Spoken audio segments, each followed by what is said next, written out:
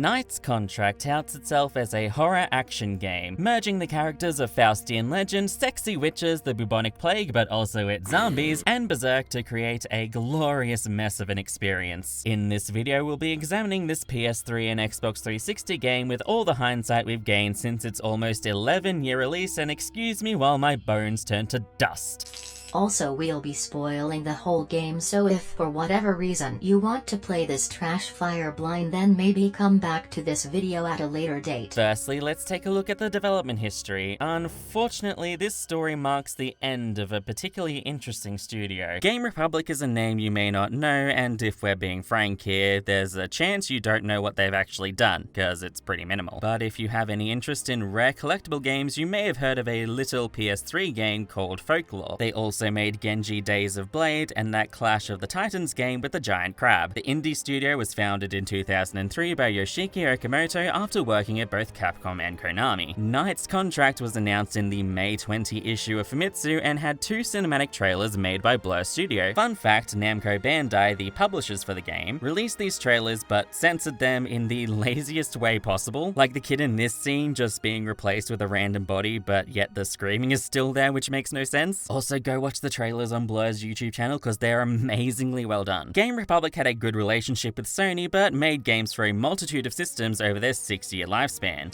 Oh, they only lasted that long? Yes, unfortunately only 4 months after Knight's Contract release, the studio announced they were shutting down and vacating the offices. Tango Gameworks came in and scooped up a bunch of the former team, and Okamoto went on to mobile game development. And that's it? I actually struggled to find any substantial info on Game Republic outside its minuscule Wikipedia page, which is a shame because they had some very interesting releases that took a lot of inspirations not normally found in gaming. Knight's Contract certainly wears its influences on its magical sleeve, so why don't we finally dive into the messy depths of this title. Opening with a storybook, a narrator tells us of witches who devoted themselves to helping those afflicted with the Black Death. However, what we see is these witches being executed in front of an angry mob before the executioner has a spell cast on him. It's a solid opening that gives us good insight about this world while leaving enough intrigue to keep you invested. 100 years pass and we see that same executioner wandering into a town that has been devastated by the plague. Meet Heinrich, our grizzled, scythe-wielding protagonist voiced by Andre Sogliuzzo. Andre might not be a name you recognize, but there's a very high chance you've heard him in one of the many TV roles he's played, most notably voicing both Hakoda and King Boomy in Avatar: The Last Airbender. An alchemist runs up to Heinrich and warns him of the danger before we see the dead begin to walk. Alright, time for Heinrich to be a badass. Oh, he's dead. Just kidding, cause he's immortal. Still doesn't explain why he let a zombie punch a hole through his chest though. Anyway, we're finally dropped into some gameplay and immediately get hit with a tutorial box telling us that Heinrich is immortal. So what you're saying is there's no stakes since you can't die. Patience, my dear Alice, we'll get there. Combat is your very standard weak and heavy attacks with a grapple and a dodge button. It's extremely bare bones. Combos are very short at this point, so it's more akin to a Muso game. After killing all the enemies, a cutscene plays where the alchemist introduces himself as Minukelsis and asks Heinrich to aid his grandmaster, a witch. Enemies reanimate from piles of corpses and buildings crumble away, showing just how destroyed the town truly is. Eventually, you catch up to the witch fighting with a woman who uses her ribcage to fly, and this is one of the coolest villain designs I've ever seen. Excuse me. This is where we are greeted by Gretchen, our second main protagonist, voiced by award-winning actress and star of that one Walker Texas Ranger episode, Laura Bailey. Straggle summons a wight that we need to defeat. Straggle seems to be derived from a Christmas folktale of demonic creatures who may deal out punishments such as tearing children apart, which I guess fits in a very obtuse way. A tutorial pops up to explain that Gretchen isn't immortal and will die if her health gets depleted. Wait, you can't seriously be about to tell me what I think you're gonna tell me. That's right, baby, this game is just one big escort mission. Okay, not entirely. Gretchen is far from defenseless with her witchcraft. By holding R2, you can cast various magic to help in combat, and this is required to get past certain enemy defenses. Magmel's Rose summons a bunch of thorny vines, and Vlad's Impaler creates a spike that deals heavy damage and can impale enemies. After killing this wight with what I think is an execution move, but I can't really tell, a cutscene plays where 2 more wights burst through a door and you now have to fight them. Further on, we're told about the other main mechanic, Mutual Restoration, where holding Gretchen in your big, strong arms heals both of you. It's weird, but it's different and does actually have some other benefits. Catching up to Straggle, we enter one of the many boss fights of this game. Straggle is pretty average, the only annoyance being actually catching her to do damage, since she really likes to fly away from you. Slap her enough though and she'll escape, prompting you to chase her once again. You go up some thorns, walk a little, and okay, the level's over. It's very jarring when this happens, and it happens quite a lot. Why didn't it just end after the fight? I don't know. Oh, by the way, there's also a ranking system, because of course there's a ranking system. Okay, well, on to the next episode. We get another cutscene where Gretchen and Straggle argue a little about hating humans and the witch's code before Straggle transforms into a giant beast and okay, chase sequence, let's go. Look at all that destruction and another cutscene. All right, now back to the chase and another cutscene.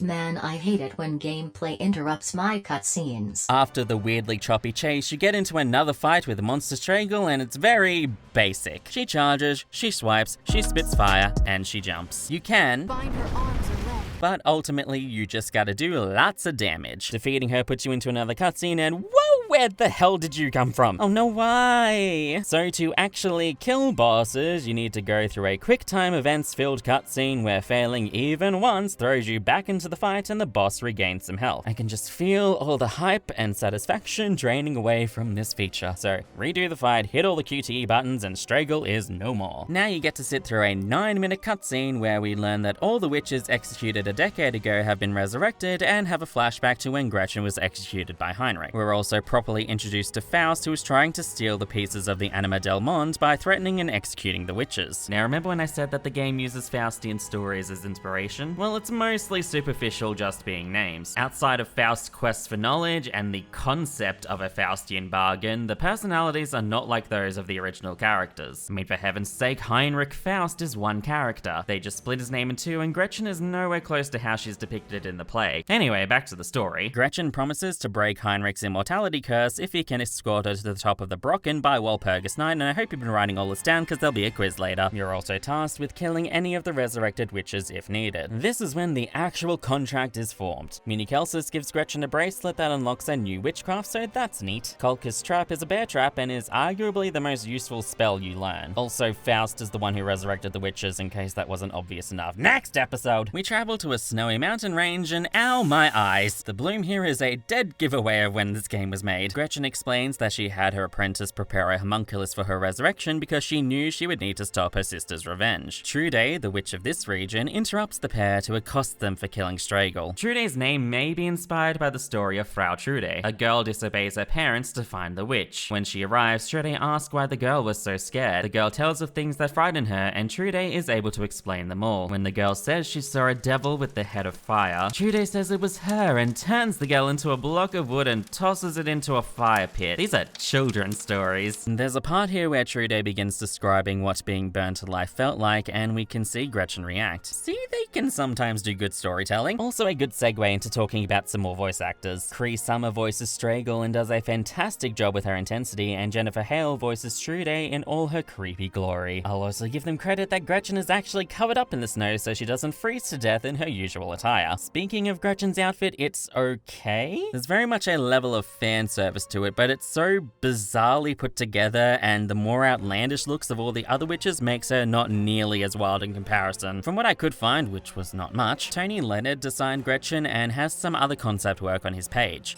Too bad he's more interested in destroying the environment now. Before beginning the trek, another tutorial pops up to tell us how to unlock new levels of witchcraft, but I didn't have enough points, so we'll come back to that later. Apparently there's a combo list here that I didn't know about. Whoopsie! Walking for approximately 10 seconds gives us yet another cutscene where a new type of enemy spawns. There was a tooltip about a power called Witch's Embrace. Now seems like a good time to use it. This is true strength.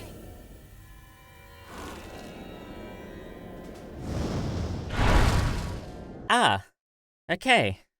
Well, moving on. This level consists of just walking somewhere, fighting, and walking again with some cutscenes strewn throughout. There's also a scene where you cross a bridge only to jump back over to save Minikelsis after cutting it down, and the word padding briefly crossed my mind, making me panic a little. Hopefully it's just this section. At least you gain another new spell. Enoch's Hammer is one of the most fun witchcrafts you unlock. After that, it's back to just fighting, walking, and cutscening. Nice puppy. Good puppy, no, put that down, she's not a chew toy. You get to fight some big trees and whites, but then the level just...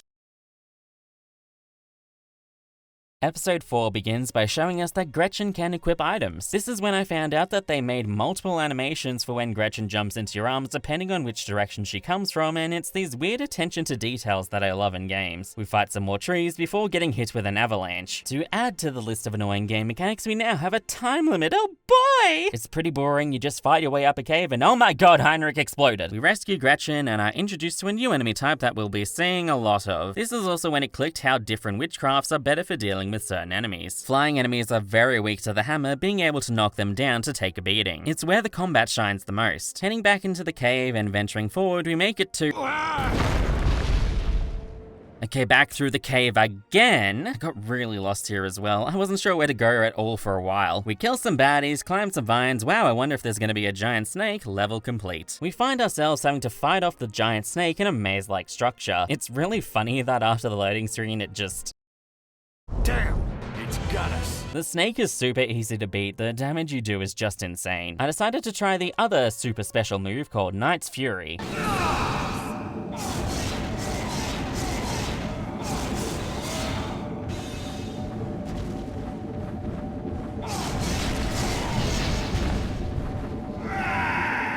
Heinrich, your performance is lacking. Defeat the snake and you're confronted by Trude. Trude looks amazing. It's so over the top but works so well. This is one of the few boss fights I think are a lot of fun. Trude fights with two of her snakes, making it difficult to stay in one place. You need to attack her body directly to do any damage, but the hammers can knock out the snakes for a little bit, giving you some breathing room. She has a lot of different attacks, but she's a manageable fight if you stay on your toes. Just a shame the frame rate can't keep up with everything on screen. After failing the QTE and beating her again, we brutally kill Trude, and thus two witches are now dealt with. Episode 6 has us inexplicably in a town under siege from a witch. How we got here? Who knows? Don't question it. Gretchen finally tells us what the witch's code actually is. As it harm none, do as thou will. That is our code.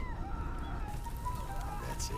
My thoughts exactly. This enlightening conversation is interrupted by a bunch of civilians getting skewered by flaming spears. A giant suit of flaming armor with a skeletal head riding a blazing chariot flies overhead. Did I mention how much I love the boss designs in this game? Meet Holder, our next target, voiced by Daphne Blake herself, Grey Delisle. I love Holder as a villain. She's just enjoying her life of murdering innocents. Holder is derived from Frau Holle, a woman who, when making her bed, shakes the pillows and coverlet, which causes the snow to fall. The full fairy tale is too long to properly describe here, but it does make me think that they should have switched Holder and Trude's names given their elements don't match their fairy tales. Fights in this area have the added obstacle of flaming rocks falling from the sky. Heinrich's scythe also got an upgrade, dealing more damage and giving us access to a much better range of combos. I actually had my first game over here because enemies seem to hurt a lot more now. You eventually find Municelsus in another sticky situation and have to race against time to rescue him. I hope this doesn't become repetitive. There's a mini-boss here that's super easy, and I totally didn't accidentally kill Gretchen while fighting it. Stop looking at me like that. Opening the floodgates, you save Alchemy Boy and create more parts because that's just what this confusing map needed. At least we get the Mars Lance, which is the most overpowered spell in the whole game. Very effective, especially against the flying enemies who are now fire-flavored. Eventually I found where I was actually supposed to go. The level ends as we head into the tower where Holder is waiting for us. Immediately we're attacked by another big boy. By the way, here's the lance in action.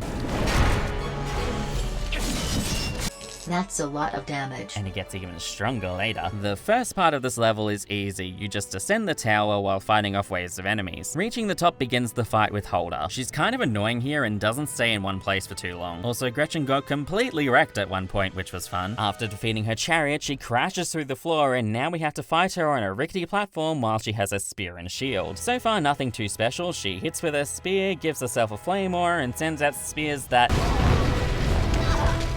Oh, I got knocked off and immediately got a game over. Sure hope that doesn't become incredibly annoying.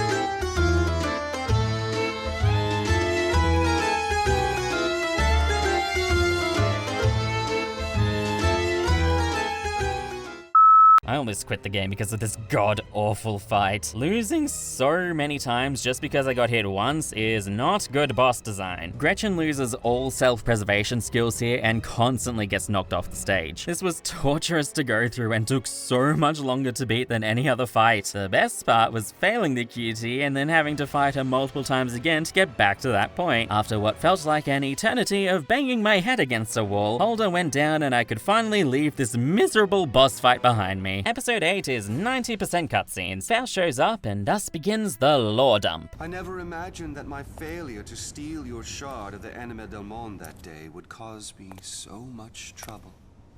The Anima del Monde. I don't have time for this cryptic speech.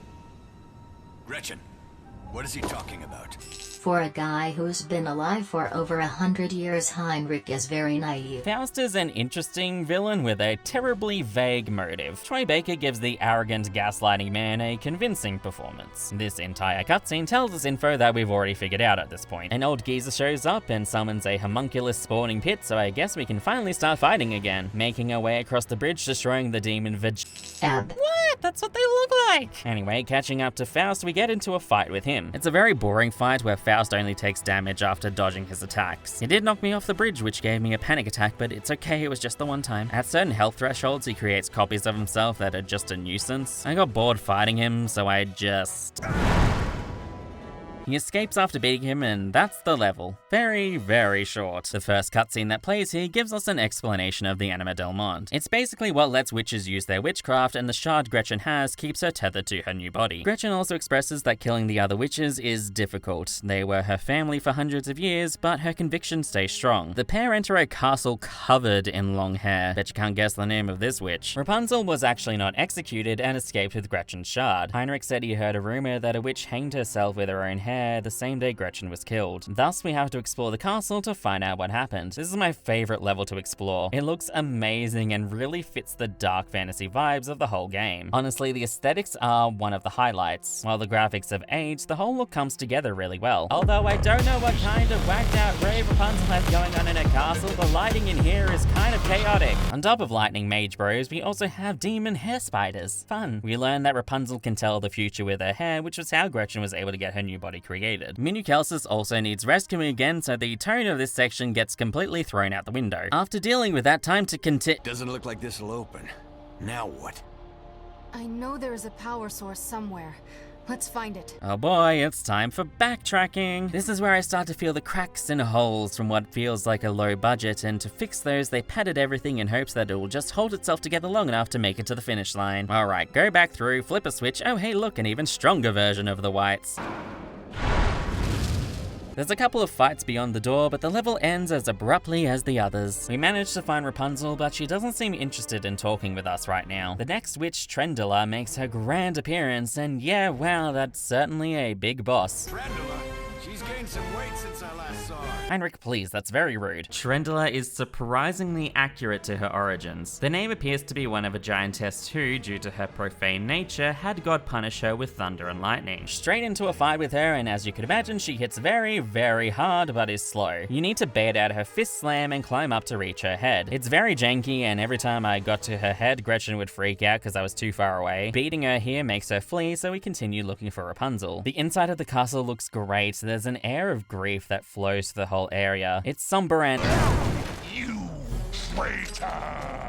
Well, so much for that. Everything goes pretty smoothly, dodging punches and wailing through enemies to reach the outside area. Trendula appears again, and it's time for round 2. This fight is what the kids like to call a massive pile of bullcrap. The arena is a big triangle shape with a few spots to let you heal up and take cover. Trendula spends so much time not doing the attack to let you hit her head, making this fight very tedious. She likes to grab you or Gretchen when she teleports around, and you get no advantage from breaking free, unlike with other fights. It's an easy fight with her attacks being so telegraphed, but then the bane of my playtime with this game rears its ugly head.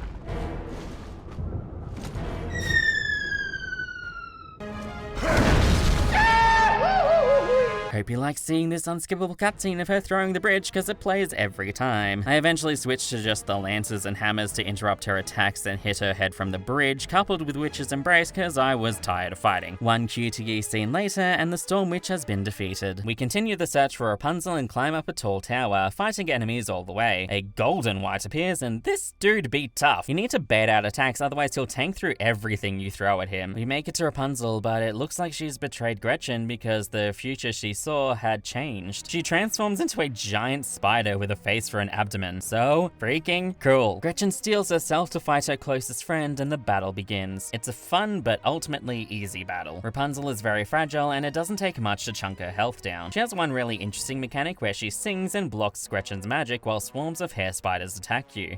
Also, there's nowhere to get knocked off the stage, which is nice. If it wasn't for the QTE section, this fight would have been over extremely quickly, but 2 attempts later and Rapunzel dies. Before she completely fades away, we have a very touching scene between Gretchen and Rapunzel. It turns out Rapunzel saw a vision that Faust would resurrect 6 witches, and in order to stop Gretchen being one of them, she killed herself to take her place. Hayden Walsh does a fantastic job as Rapunzel. The episode ends with a scene of Verdurende and Faust talking about Gretchen, and it's another one of those scenes that goes over info we already know. We finally made it to the Brocken on Walpurgis Night, but I know there's still 8 more chapters after this, and wow, look who it is! It's Verdurende, and she casts the padding the game out spell. Now trapped in a witch's enclosure, the group has to split up in order to find the 2 keystones and escape the dimension. Minukelsis joins Heinrich as the sword he brought allows him to access the portals while Gretchen goes alone. Like Gretchen, Minukelsis can be ordered to attack with either the arcane blade or alchemy, but he's very...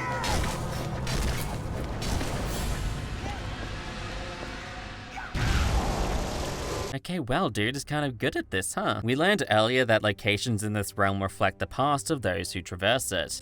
So we'll get to see what Heinrich was doing over the last 100 years and maybe even see some more interesting backstory for Gretchen and Minukelsis. I admire your optimism, but no, we just go through previous levels now wrapped in a uniform texture. It's a massive missed opportunity to give us some character depth. Not to mention nothing really happens here besides more fighting and retreading old ground. We find one of the Guardians who we need to defeat, but don't actually fight them until later on, so I guess next episode? Well, now for something a little different. We get to play as Gretchen here, and her gameplay is actually kinda cool. She can't combo foes as much as Heinrich, but her attacks hit hard and she has access to most of the witchcrafts. Fighting with Gretchen feels a lot more methodical. You need to bait out and corral enemies together to catch them with a hard-hitting spell. She also has a charge attack that deals massive damage and became my go-to kill move. You also need to watch out for grabs, but luckily you can break free of them yourself. It would be nice if she did that when Heinrich was around, but oh well. Also wish there was more to this chapter, but as with the previous one, it's just fighting and going through levels we've already seen with some added obstacles. There was one section of major frustration because not only were there tough flying enemies everywhere, but I could not tell where the f***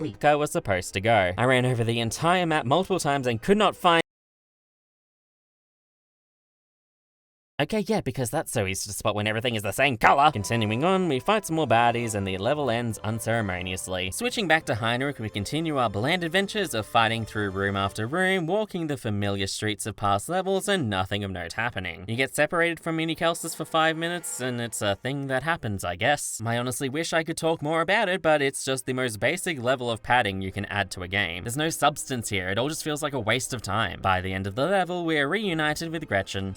Oh, that is so not actually her. It's stupidly obvious, but hey, it's boss fight time. I do need to give props to Heinrich that he taunts the imposter and shows he really respects Gretchen's skill and strength. It's nice he doesn't see her as a nuisance or incapable. The fight is pretty easy. The Guardian has copied Gretchen's powers, meaning you just need to avoid her onslaught of spells and catch her off guard. But I like this fight because there's no QTE scene involved. We find the first keystone and end this level, just one more to go. Back to Gretchen's perspective and repeat after me. We go through room after room fighting baddies and nothing of major note happens. Okay, maybe not as true this time because they throw a golden wight at you and it was a very long drawn out fight. Making it to the second Guardian, and this one takes on Heinrich's form. Again, we see Gretchen's respect for her knight in this fight as she goes the shadow. The arena is very big, so it's easy to keep your distance from him and interrupt his attacks with a well-timed spell. He does like to teleport away, which is a bit frustrating, but catching him in a trap then hitting him with a charged blast does hella damage. After beating the imposter, we destroy the second keystone and can finally escape the padding realm. realm. The group is finally reunited, but Minikelsa seems to be overexhausted. Verdurende shows up and we get her spiel about how she wants revenge on humanity for killing her and her sisters. So we're thrown straight into another boss fight. Verdurende is pretty easy and squishy. The trap is super effective against her and the hammers can hit her out of the air. I think she's supposed to have a lot of moves both close and long range, but I beat her so quickly I didn't really get to see her in action much. One fun note is that she counters Witch's Embrace, so no cheesing her that way. This fight would have been over quickly if it weren't for the QTE section being a pain, but a few attempts later we seal her away for good. The dimension begins collapsing and Minikelsis keeps the portal open to help the others escape. He tells us that the arcane blade drains the life force of the user and he doesn't have the strength to hold on. Try as they might, they aren't able to save him and the portal closes. We open on Heinrich mourning over Minikelsis' blade, almost mirroring the scene with Gretchen and Rapunzel. I think this is where their relationship does work, as we see how both of them understand what the other is going through. Gretchen is the one to stab Heinrich back and the two continue on their mission. The Brocken is full of these boulder type enemies that aren't too terribly difficult to deal with, climbing further up the mountain while defeating any who stand in your way, including one of those big boy boulders.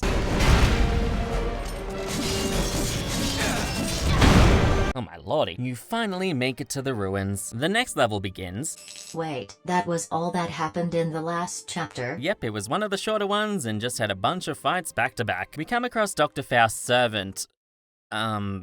Did they ever give this guy a name? Doesn't matter, he breaks the roads and now we have to traverse the ruins to find a way back. The ruins look pretty cool, covered in glowing wisps and full of traps. Just too bad the level itself is a massive slogfest. I feel bad not having much to really say about these last few chapters, but the game loses so much steam here. There's really no variety and it's just fight after fight. When we find one of the crystals, a Reaper version of the flying enemies appear as a mini-boss. They're an okay fight, not too challenging, but I like to go invisible and launch surprise attacks. Heading back, we place the crystal and It will take more than that in order to proceed. Let's look for another. Okay, back into the padding maze we go. More whites, more traps, another Reaper fight, and now can we continue game?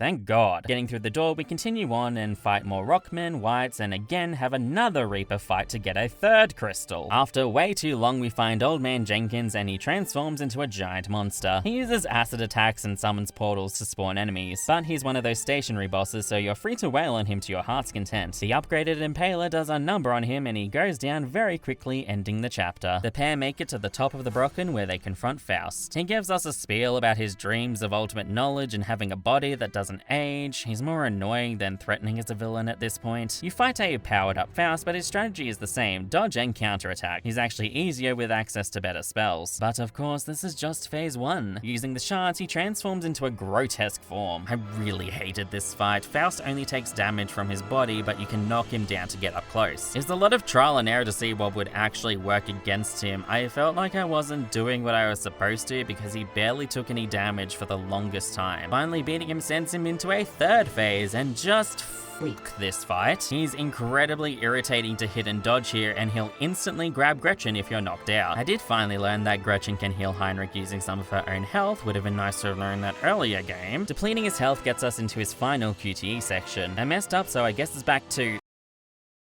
excuse me? So, not only do you need to beat him, you have to flawlessly do the QTE, otherwise it's also game over. I hated this so much. I was not having any fun with this fight. I eventually got a strategy to reduce his health to half and then finish him with Witch's Embrace to quickly get back to the QTE to keep attempting it, and after a bunch of tries,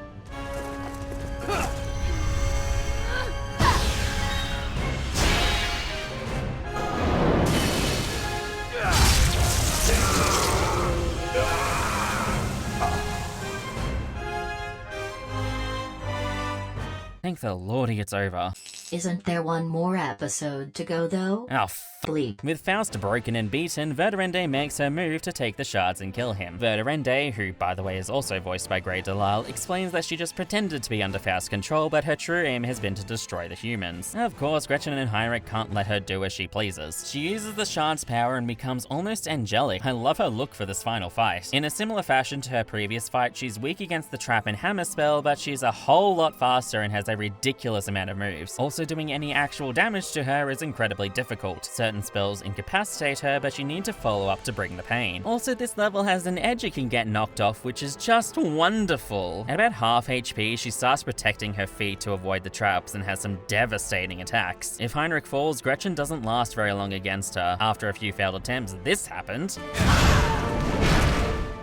Too bad I failed the QTE, so back to fighting, but it doesn't take long to beat her and get through the cutscene. Verdurende summons a giant meteor as we head into phase 2 of her fight. So now not only is she even stronger than before, but now we also have a time limit on top of that. I had a massive headache trying to beat her. I just couldn't do damage to her and either ran out of time or Gretchen died. At least you start back in phase 2, but eventually I caved and looked up a guide to beating her, which involved using certain spells which luckily I had access to. Using Elizabeth's Fangs, one of the extra spells, you can apparently deal major damage to her. I guess it's worth a shot. Well, hot dang, we have a fighting chance now. Okay, actually this made the fight incredibly easy. 2 rounds of the trap plus the Fangs had her with only a fraction of health left. I just needed to land the killing blow, which was proving difficult.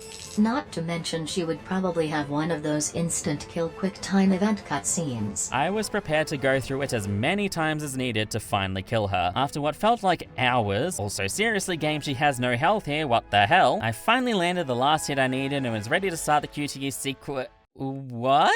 Okay, so somehow my game bugs the hell out and just skipped the entire final QTE segment and went straight to Verdurende being defeated. I don't know about you, but I'm gonna call that a win in my books. I really didn't want to stay in that fight any longer. Even in death, Verdurende still believes humans to be corrupt and tells Gretchen to live well. We say farewell to the final witch. The next cutscene shows us Gretchen and Heinrich contemplating what they'll do now before fading back to the storybook. The narrator ends the story by telling her son that the witch and knight may still be traveling together and closes the book. And then where are we? So giving me the biggest case of whiplash with the setting change, we see Gretchen and Heinrich still together in the modern day, sporting some fancy attire, and seems like they have a new threat to face. Thus, the witch and her knight continue to fend off the darkness and protect the people. After beating the game, you can start a new game plus save where you have access to all the spells, including one that gives Heinrich a gun. There's also some unlockable costumes for the two. I got their clothes from 100 years ago, which was a nice little treat. Overall, my experience with Knight's Contract was mixed. While I enjoyed the combat to a degree, the cheap boss fights, padding, and bare bones levels in the later half really soured my opinion. I also wish there was a better dynamic between Gretchen and Heinrich. There's not much chemistry there, they just sort of talk at each other. There should have been some tension there given their history. The levels in the witch's enclosure could have given us some great moments for the two to show some weakness or things they didn't want to remember. It's somewhat bizarre how little the use of religious themes are considering the subject matter and time period. I mean, it's there, but it definitely doesn't take up a lot of screen time. There is some commentary on women both back then and even today being used as scapegoats by powerful men, but it never goes anywhere with it. The correlations between the game and the original Faust play are few and far between, but I think I can make some connections. We of course have Heinrich and Faust, who are named after Heinrich Faust. While Faust as a villain being hell-bent on great knowledge tracks, the rest doesn't, unless you count Heinrich's contract as a Faustian bargain. Gretchen barely resembles her Faustian counterpart, however, Verdurende, who if you look up the etymology of that name, you just end up with results for Gretchen, and no, I don't have an answer for you. Fits the bill a little more. By the end, despite her wrongdoing, she turns into an angelic form, and even in death is allowed to rest peacefully. One final piece to add is how the ending with Heinrich and Gretchen still together in immortality could be related to how at the end of the play, Gretchen's soul appeals to the Virgin Mary on behalf of Faust's soul and allows him to follow her into eternity. And that ends my slightly unhinged rant about a vague connection to a play I barely know anything about. I can give them props that the female cast is shown as capable and powerful, even if the designs are very sexualized for some of them. That was just the thing to do at the time, and these aren't even close to the worst examples. The voice performances are great, and the aesthetic holds up well even after 11 years. I feel like there was a lot of love for this project. The little details really show they wanted to make something special, but due to budget or time, or most likely both, it falters the further along it goes. Overall, I'm glad I played this game as it gave me some interesting insight into a company and what we can get if we take inspiration from uncommon sources. I just wish it was executed better, perhaps with more focus on characters and cutting out the unnecessary padding. If you do decide to give this game a shot, I managed to find a relatively cheap copy online, and luckily most PS3 games aren't region locked. I don't know much about the 360 version other than it having lower review scores. I'm very interested in going through more of Game Republic's works after beating this to see what makes their games tick. And with that, I thank you for watching.